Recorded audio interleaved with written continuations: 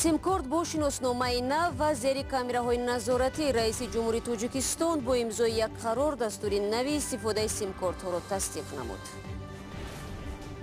بعد 6 سال توقف فابریکای مرغ در مومن‌آباد به فعالیت پرداخت. رهبر ناحیه میگوید آنها توانستند در 3 ماه مقدار زیادی گوشت مرغ را به بازار برآورند.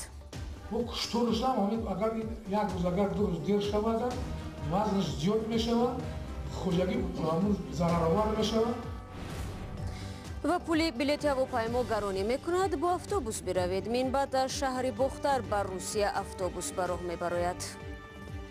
هذا برای کارشون هستیه. هذا برای با قرار حکومت تاجیکستان شخصانی که شناسنامه نمونه سال 2014 را ندارند سیمکارت خود را از نو به قید میگیرند. رئیس جمهوری تاجیکستان با امضای این قرار از روز 9 فوریه ترتیب و طلبات پیوستشوی به شبکه علاقه برقی در کشور را تغییر داد. طبق این قرار خدمت رسانی سیمکارت‌هایی که در مهلت 6 ماه استفاده بردن نمیشوند قطع می‌گردند.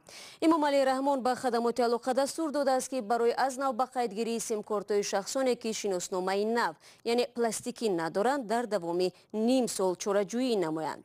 حکومت تاجیکستان مسئولین این بخش را برای نصب کامراهای مشاهده‌ای در نقطه‌های خرید و فروش سیمکارت‌ها عهده‌دار نموده موظف کرده است که زیاده از 2 سیمکارت را به نام یک شخص به قید نگیرند.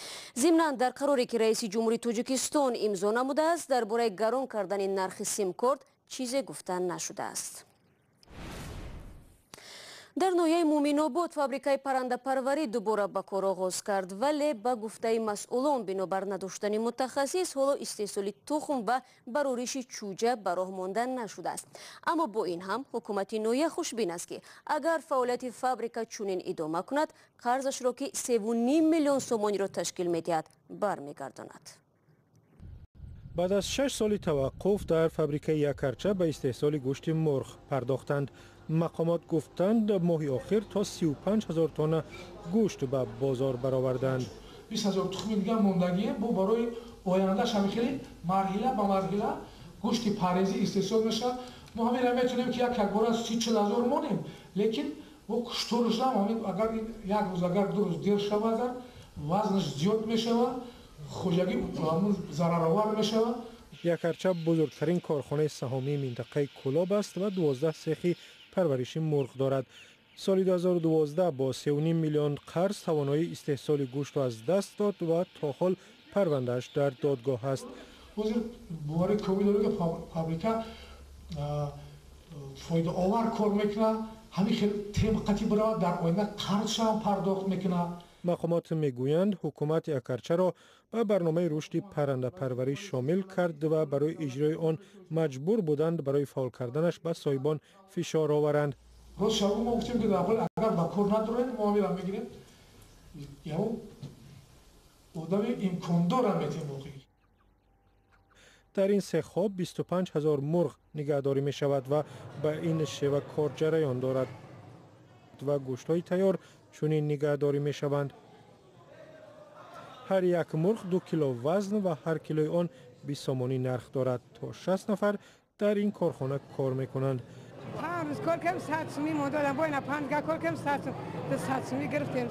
مقامات مومن‌آباد به رادیو آزادی گفتند به تنظیم کار و استحصال در کارخانه یکرچه هوسمند هستند و تا 1 میلیون سومانی بودجه ناحیه از آن بهره ور می شود و استحصال گوشت مرغ را در یک سال تا به 15,000 تن می رسانند.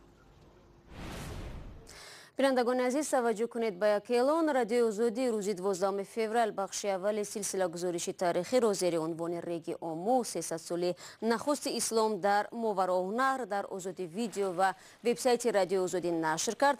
پیشنهاد میکنیم که این فیلم را تماشا کنید و نظر و سوالات خود را برای ما بفرستید. ضمناً امروز در پخش مستقیم توسط شبکه یوتیوب مؤلف سلسله گزارش عباس جوادی به سوالهای شما بینندگان عزیز درباره بخش اول این سلسله و نقشه هایش در مورد بخش‌های بعدی این لایه ریگ آمو پاسخ داد. شما را به تماشای این صحبت دعوت میکنیم. من برنامه را ادامه میدیم. یک شهروند کانادا را که صدایش در بیشتر نوارهای ویدیویی گروه تندروی دولت اسلامی با زبان انگلیسی استفاده شده است در سوریه بازداشت کرده. نیویورک تایمز روز 18 فوریه گفت شهروند کانادا را نیروهای ائتلافی ماهیانور دستگیر نمودند. نشریه از او محمد خلیفه 35 ساله نام برده است که در عربستان سعودی به دنیا آمده، سپس به تورنتو رفته است. او در بخش تکنولوژی کامپیوتری تحصیل کرده است. شما برنامه خبری رادیو آزادی را تماشا دارید. بانک مرکزی ازبکستان اعلان کرد که 25 فوریه پول نقدینه نوی 100,000 سوم را به معامله وارد میکند. بانک گفته است که در 100,000 سوم نو رمزهای مخصوص برای مردم نوبینو جای داده شده است. فعلا 100,000 سوم ازبکی به تخمینا 12 دلار آمریکا برابر است. تا این زمان کلانترین پول ازبکی نقدینه 50,000 سوم است که در ماه آگوست سال 2017 به معامله وارد شده است. اقتصاددانهای ازبک سالهای طولانی اصرار می‌ورزند که برای رفع کمبود پول نقد در معاملات ورود پول 50,000 و 100,000 سوم ضرور است. با کاربران رادیو آزادی که عزم سفر ازبکستان دارند و احتمال در آنجا پول خود را هم تبدیل کردنی هستند، خاطر نشان میکنم که 100,000 سوم به ازبکی 100,000 سوم می شود. و در ادامه موضوع ازبکستان، در این کشور رئیس دادگاه ماموری ولایت نوایی اوتابک توشف یکی از زیردستانش را چنان لطوکوب کرده است که کارمند حالا در بیمارستان است و این قضیه را دادستان ها تفتیش میکنند. در یک صحبت با همکارمون از بخش ازبکی رادیو آزادی سروژین اسلام پرسیدم که این اصول زوردستی رهبریت رئیس دادگاه را تا کجا خواهد برد. خب دیروز یکی از نزدیکان جبردیده به من تماس گرفت و پس از اون من دنبال این حادثه گشتم. قضیه روز 15 فوریه در شهر نوایی مرکز ولایت نوایی ازبکستان رخ داده است. رئیس سود ماموری ولایت نوایی یک کارمند قطاری خود را لطوکوب کرده است. به گفته شاهدان رئیس سود ماموری یک کار را برای اجرا کردن سپارش می‌دهد، ولی کارمند قطاری که متخصص کامپیوتر بود میگوید که من وقت زیاد ندارم و کار زیاد دارم. پس از او رئیس خیلی خشمگین میشد و کارمند خودش را بسیار سخت لطکوب میکنه. وقتی که میافتد بین دو پایش میزند و بالاخره او مجبور میشود یاری تجلی را زنگ زند، او را میبرند و تشخیص میکنند که یعنی ضربه خیلی سنگین را گرفته است بین دو پایش و هنوزم او در بیمارستان می باشد، در بیمارستان مرکزی ولایت نوایی. من با او صحبت کردم، او گفت که 3 روز باز بیرون برآمدن نمیتواند و حتی ای باشدم میگویم به ایزارم ترک کردم گفت. یعنی وضعیتش خیلی سنگین بود. این قضیه البته سر و صداهای زیادی را از نو دوباره احیا میکنه به نظر من. البته در ازبکستان لطوکوب زیردستان حادثه نادر نیست. در دوران شوروی حتی قضیه هایی بودند که میتوان گفت در سراسر عالم مشهور شدند. رئیسان دست دراز به اصطلاح تربیت کشاورزان را توسط مشت و لغت عملی میکردند. به نظر میرسد که امروز هم این تجربه ادامه دارد. درست است، بار اول نیست، چون سالهای گذشته ما قضیه های زیاد را دیدم. مثلا فیمر را حاکم میزند، حاکم را حاکم ولایت میزند و حاکم ولایت را وزیران میزنند. خلاص این قضیه، این معمای خیلی سنگین حتی در مجلس های کلان دولتی نیز مطرح شده بود. خودی پرزیدنت کشور شوکت میرزیوف گفته بود که حق ندارد کارمندای عادی را، کارمندایی که زیر دست رهبران کار میکنند لطوکوب کنند، حقارت کنند، دشنام کنند، به تضییق درآورند. ولی یکی از حادثه های مثلا بسیار به خاطر ماندنی اون بود که معاون سربازی این کشور ظاهر میرزایف 6 کارمند ولایت تاشکند را مجبور کرده بود درونی جو درآیند و این پس از این حادثه مطرح شدنش و پخش شدنش در وسایل اخبار و ما دنبال این خبر گشتیم و بالاخره خود پرزیدنت معاون سربازی را از کار سبکدوش کرد و به یک ناحیه دوردست ولایت جزخ فرستاد. یعنی این معما در ازبکستان خیلی کلان است. خب امیدوار میشویم که سابق معاون سروزیر ازبکستان تربیت زیردستانش را با مشت و لغت ادامه نمیدهد و از این حادثه سبق خواهد گرفت. و بینندگان عزیز، اگر شما میخواهید در تهیه برنامه خبری مساعدت کنید، رقم ما در وایبر و واتساپ در خدمت شماست. تنها همین را خاطررسان میکنم که رقم مذکور برای صحبت تلفنی نیست، بلکه خبر و عکس و نوارای شما را قبول میکند.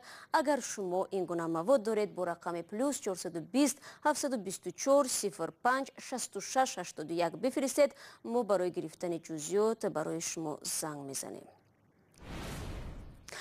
اکنون در جنوب تاجیکستان سفر مهاجران با اتوبوس بر روسیه امکان پذیر شد. مسافران میگویند هرچند راه سفر کوتاه نیست، اما نرخ راهگیری نسبت به بلیط هواپیما برایشان مناسب تر است. در گذشته شکایت مسافرانی که برای رسیدن تا روسیه از اتوبوس استفاده میکردند زیاد شنیده میشد. شرایط اتوبوس و انتظارات مسافران خطسیر باختر روسیه را در گزارش نوبتی تماشا میکنیم. بهرام به شهر اکاترینبورگ روسیه سفر دارد. خیلی شاید 2 سال شده اومدگیم در زنگ گرفتم که بخوایم مقصد با میریم یا تا بخوریم یگان سن کار کنیم مقصد بیاییم یگان نویگری ای پر زندگی. خبری رفتن مسافربرها از شهر باختر بر روسیه بهرام را خوشحال کرد. اتوبوس نرخ ارزانتر مقصد با خوب میشه ارزانتر برای 750 سوم. بازارگل قاسیمه و مادر بهرام است که میگوید از یک جانب خرسند است پسرش به مهاجرت رفته پول میفرستاند، ولی با اتوبوس رفتنش او را به تشویش آورده است. خدا اکو برای کارشون ابتیه. خدا برای ما. مسافربرهای خوجند ترانس سرویس یک شرکت تاجیکستانی در یک هفته یک بار بر روسیه می روند. مسئولین این شرکت بر رادیو آزادی گفتند بالا رفتن نرخ چیپته هواپیما بازار آنها را در ختلان گرم کرده است. از سببی که چیپته هواپیما گرم شدگی است، طلبگارا خیلی هم بسیار شدگی. با کدام شهرها می روند؟ یکاترینبورگ، مسکو، تیومن، چلیابینسک و تمام شهرهای نوسیبیرسک. ختلان از منطقه کم بضاعت تاجیکستان است و مردها اساساً برای دریافت رزقشان بر روسیه می روند. یوسف جان می داند که 3 روز در راه خواهد بود و توشه‌اش را با خود گرفته است. 3 روز هم اگر بره که اتوبوس ارزان میری و بیچاره ها میبره اتوبوس چلیابینسک گوجه افتاده میفروره میری زمین افتاده. این سمالات قطع میری اگه بلیط خدا پسیم 1800 یا خیر روز میشه 2000 و در خیلی بیچاره‌های کماغل از زورش نمیرسه و بچه‌ها از کردیت گرفته میره سمالات قطع میگردونه و یک جا میته یا خیلی ممن میشه که قطع اتوبوس میری ویزو چی دین میگذاری میری. مسافربرهای خوجند ترانس سرویس از طریق ازبکستان و قزاقستان بر روسیه می روند که تاریخ سفری آنها تا شهر مسکو 3 روز بوده است. خوراک از حساب خودشون است. وای فای هست از قزاقستان وای میشه برای که این اتوبوس‌های رسیدن. مهاجران کاری که از ختلان بر روسیه رفتند رسما 240,000 گفته می شوند.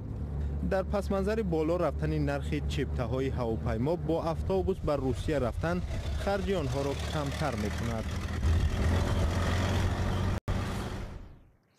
و صادرکننده های محصولات روسیه سال 2018 به دلیل تحریم های اقتصادی کشورهای غرب 6 میلیارد و 300 میلیون دلار ضرر دیدند. در این باره خبرگزاری اینترفکس با استناد به گزارش وزارت رشد اقتصادی روسیه اطلاع داد. از همه بیشتر ضد محصولات روسیه اتحادیه اروپا محدودیت جاری کرده است که 25 نوعند. اوکراین با 22 محدودیت در مقام دوم و هندوستان با 16 عدد در مقام سوم قرار دارد. فرصتی که در اختیار داشتیم به پایان میرسد. از آنکه تا آخر برنامه ما را همراهی بودید تشکر میگویم و همین گونه دعوت میکنم که نوار و گزارش های جالب را از کانال ما در یوتیوب با نام آزادی ویدیو تماشا کنید. وبسایت رادیو آزادی نیز در خدمت شماست. فردا صبح بر وقت نوید بامدادی تقدیمتان میگردد. خدا نگهدار.